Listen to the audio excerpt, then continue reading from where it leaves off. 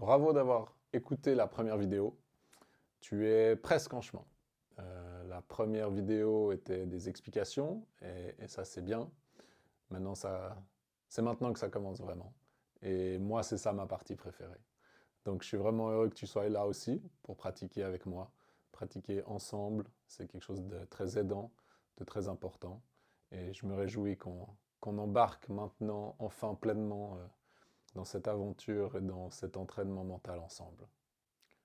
J'aimerais prendre encore un petit moment pour te donner quelques informations, quelques explications avant qu'on pratique, parce que j'ai vu et entendu pas mal de gens pratiquer pendant des mois, voire pendant des années, sans avoir vraiment de résultats, comme moi je l'annonce ici et comme ça a été pour moi dans ma vie.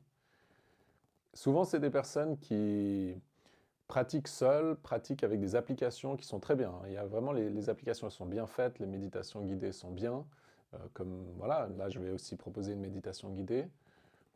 Mais en fait, nos habitudes dans notre esprit, dans notre cerveau, de par notre éducation, de par la société et juste de par la nature même de notre esprit et de notre cerveau d'humain, a des habitudes très fortes. Et des fois, c'est dur de voir ces choses-là et de, entre guillemets, pratiquer de telle sorte à ce que ça peut vraiment amener une transformation. Et une des choses que j'ai déjà entendues plusieurs fois, et là dernièrement, c'est quelqu'un qui a pratiqué pendant une année. Il a dit tous les jours, je vais méditer avec cette application ou avec des vidéos YouTube, je ne sais plus exactement. Puis qu'à la fin, c'était un peu, voilà. Et juste après, il a dit une chose, il a dit, c'était sur un podcast, il a dit, ouais, je faisais ce que je devais faire. Je pensais à ma respiration, je pensais à ma respiration, j'étais là. Et pour moi, alors, peut-être que j'interprète faussement, mais on tombe vite dans le piège de rester dans le mental, alors que ce qu'on veut faire, c'est vraiment revenir dans le corps et dans les sensations du corps. Et donc, on peut se tromper de croire qu'on a notre attention sur notre respiration, alors qu'on est plus en train de intellectualiser le fait de respirer.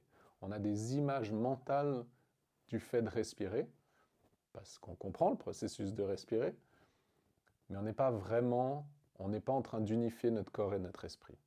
Parce qu'au final, c'est ça qu'on va faire. Comme j'ai expliqué dans le cours, l'esprit part dans le futur, part dans le passé, part dans des jugements, part dans des idées. On va le ramener ici et maintenant. Et comment on le ramène ici et maintenant? C'est vraiment, ça c'est mon corps, mon esprit se promène, je vais le ramener pour que les deux ne fassent plus qu'un. On parle de l'unité corps-esprit. Et ça peut paraître quelque chose de incroyable et pour des grands sages, mais c'est ce qu'on va faire là maintenant. Donc c'est rien de plus que ramener toute son attention sur les sensations de la respiration. Et le deuxième grand piège, c'est là par exemple maintenant, peut-être tu te réjouis de faire cette pratique, je te pose une question. Quelle est ton attente par rapport à ce moment de pratique? On va faire 5-10 minutes. Est-ce que tu as une attente? Est-ce que tu as un objectif par rapport à cette pratique? Est-ce que tu veux que ça t'amène quelque chose là maintenant? J'aimerais bien que vraiment, observe honnêtement ton esprit. Peut-être tu n'y as pas pensé, tu es venu, tu as cliqué sur la prochaine vidéo, tu te laisses un peu guider, mais si tu creuses un tout petit peu, regarde un peu au fond de toi, est-ce que tu as une attente, un objectif par rapport à ce moment de pratique là maintenant?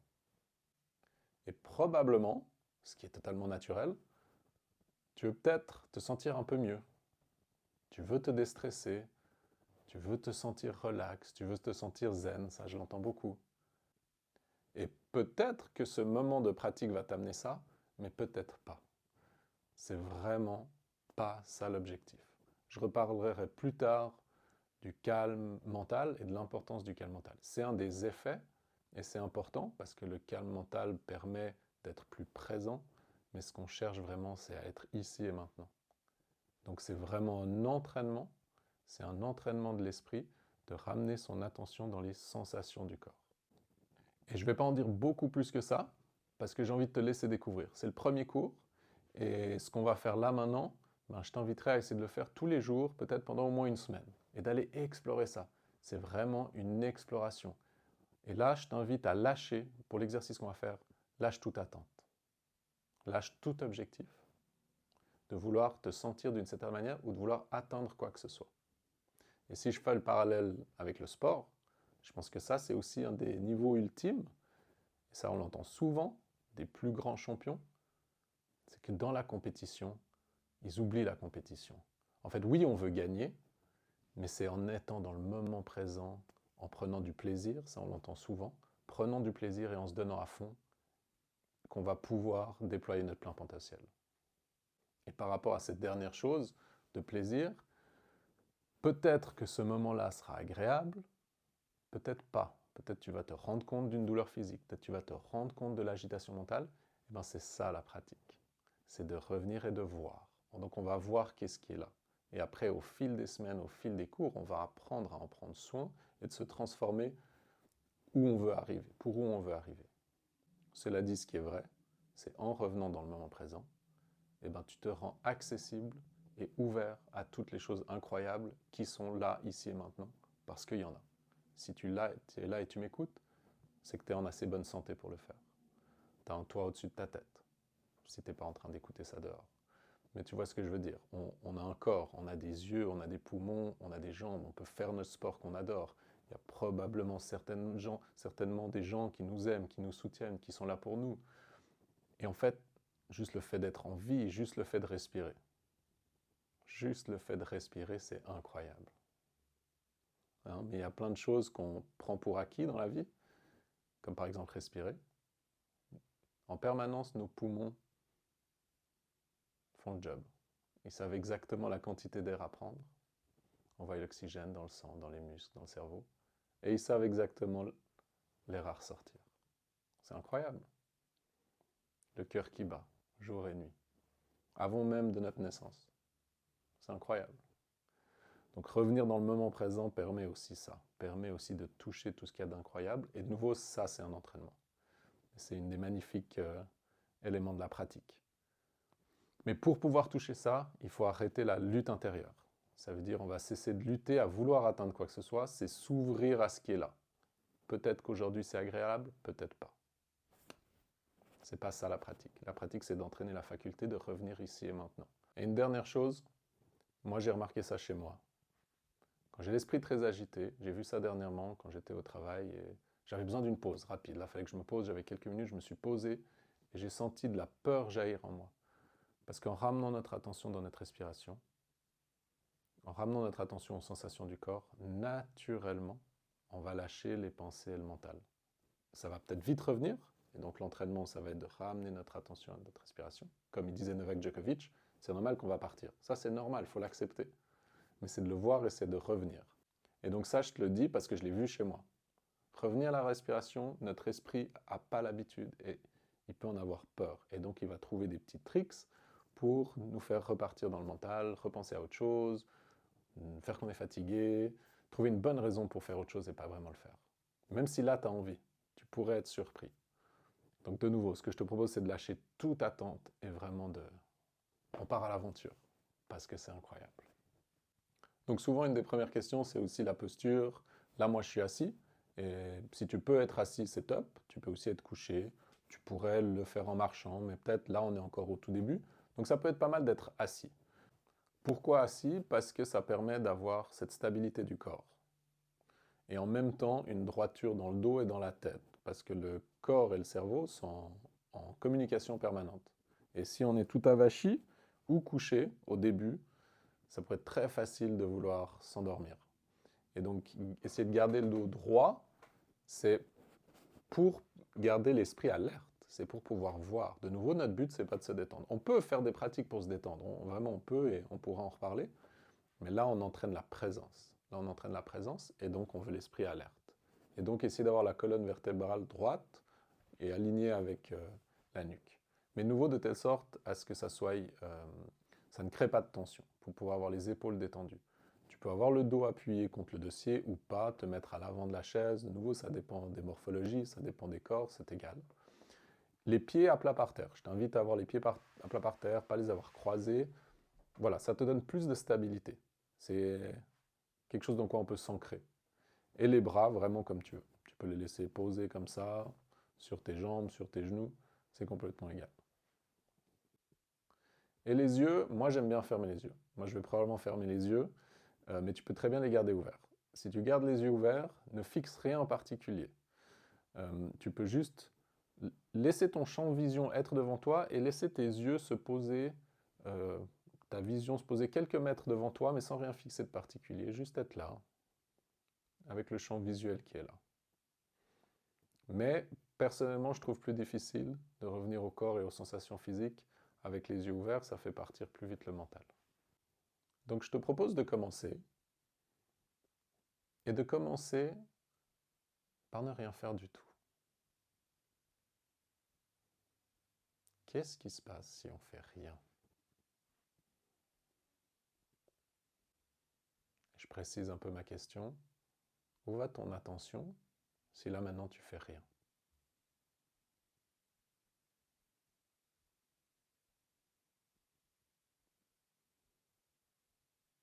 Sur quoi se pose ta conscience? De quoi es-tu conscient si tu t'autorises là maintenant à ne rien faire du tout?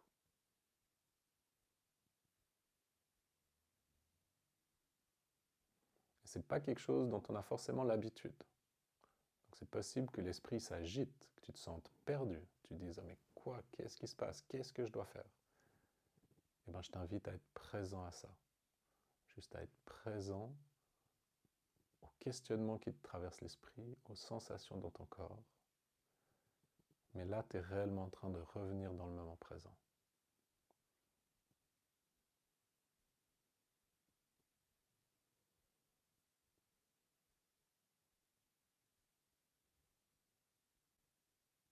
Et maintenant, ce que je te propose, c'est d'identifier là où tu sens le mieux ta respiration. Comment tu sais que tu respires?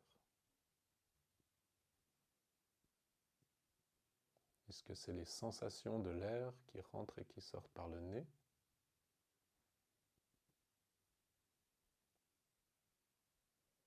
Est-ce que c'est le ventre qui se gonfle et qui se dégonfle? Est-ce que c'est tout le trajet de l'air qui rentre dans le nez, qui descend dans la gorge, qui descend dans les poumons, et le ventre qui gonfle?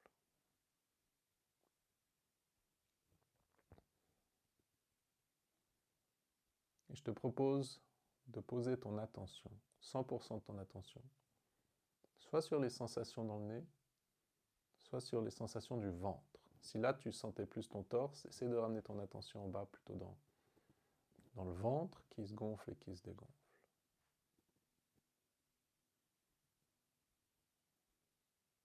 Et de voir si tu peux faire un avec ta respiration. Toute ton attention, 100% de ta conscience est sur ces sensations physiques-là.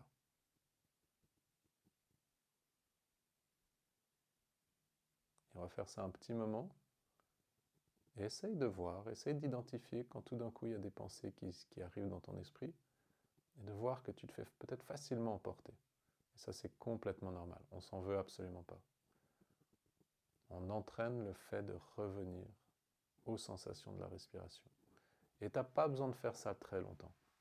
Au début, vraiment, c'est peut-être pas évident. Donc peut-être faisons-le juste un court instant.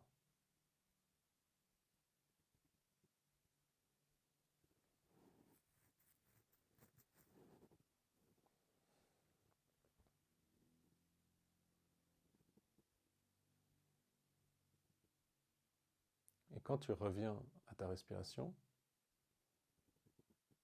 je t'invite à essayer de célébrer le fait que tu reviens dans le moment présent.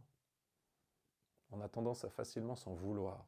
Ah, il faut être présent, et donc on s'en veut de partir dans des pensées, de perdre notre attention.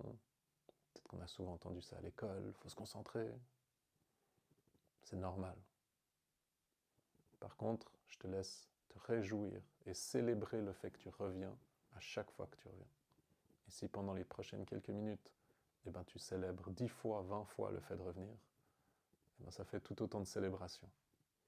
Il faut en faire quelque chose de positif, d'être heureux et de se réjouir de revenir dans le moment présent.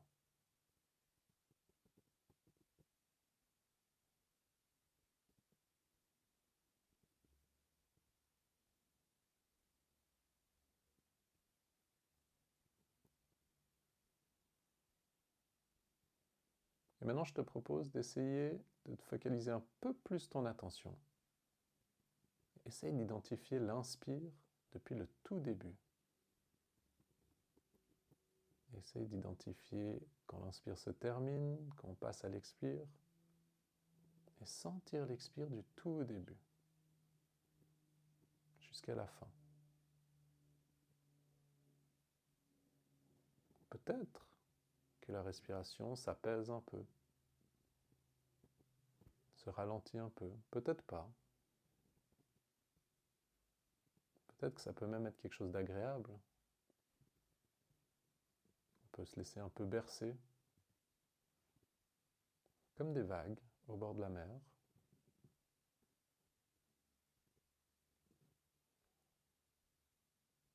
Et je vais utiliser une image. Ton attention, c'est comme une feuille. Une feuille qui va se poser sur l'eau, sur les vagues, et qui va suivre les vagues qui montent et qui descendent. Ça, c'est ton attention, qui est délicatement posée sur l'eau, qui flotte sur l'eau. Et certainement, des coups de vent arrivent. Ça, c'est nos pensées. Et la feuille s'envole. Et là, l'entraînement, c'est vraiment un entraînement. C'est de la ramener et de la reposer sur l'eau. Sur les vagues qui montent et qui descendent. Exactement comme ton abdomen.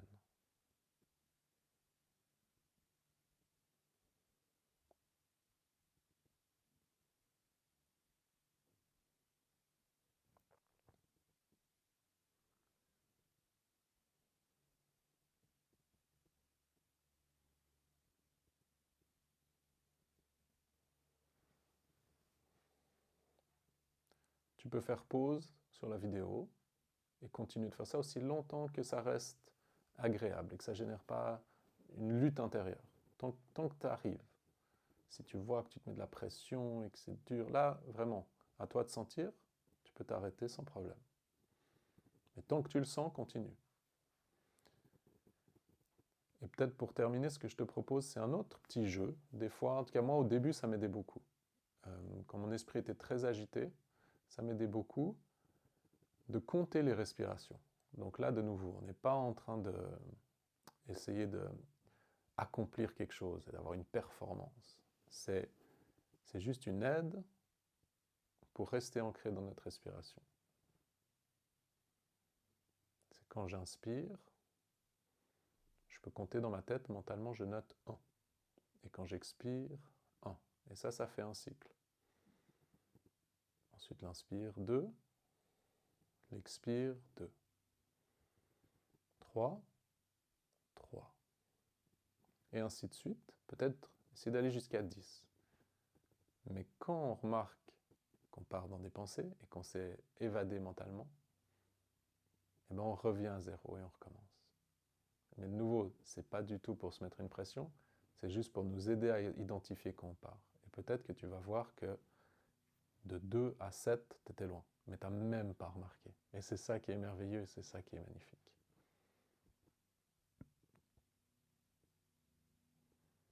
Faisons ça peut-être juste pendant quelques instants, pas très longtemps. Essaye d'utiliser le petit jeu de compter les respirations.